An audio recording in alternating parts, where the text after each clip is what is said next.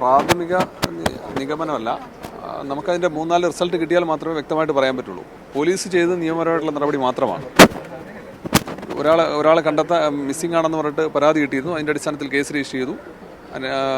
ഈ സമാധിയായെന്നുള്ള വിവരം കിട്ടി, അന്വേഷണത്തിൽ വിവരം കിട്ടി. അതിൻ്റെ അടിസ്ഥാനത്തിൽ അത് സമാധിയായതുകൊണ്ട് അത് പുറത്തെടുക്കണമെങ്കിൽ എക്സ്ഹുമേഷൻ വേണം. ജില്ലാ ഭരണകൂടത്തിൻ്റെ സാന്നിധ്യത്തിൽ എക്സ്ഹുമേഷൻ നടത്തി, ബോഡി കണ്ടെത്തി, പോസ്റ്റ്മോർട്ടം നടത്തി. എന്താണ് മരണകാരണം എന്നുള്ളത് വ്യക്തമായിട്ട് കണ്ടെത്തിയിട്ടില്ല.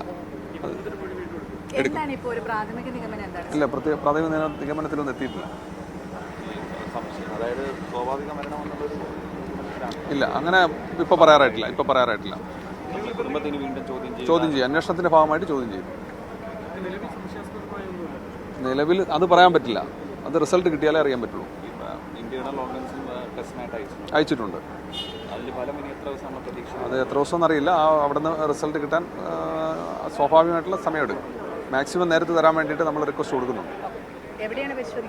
FSL ഫോറൻസിക് സയൻസ് ലബോറട്ടറി പരിശോധിക്കുന്നുണ്ട്, കെമിക്കൽ അനാലിസിസ് നടത്തുന്നുണ്ട്, പിന്നെ ഹിസ്റ്റോപത്തോളജിക്കൽ റിപ്പോർട്ട് വേണം.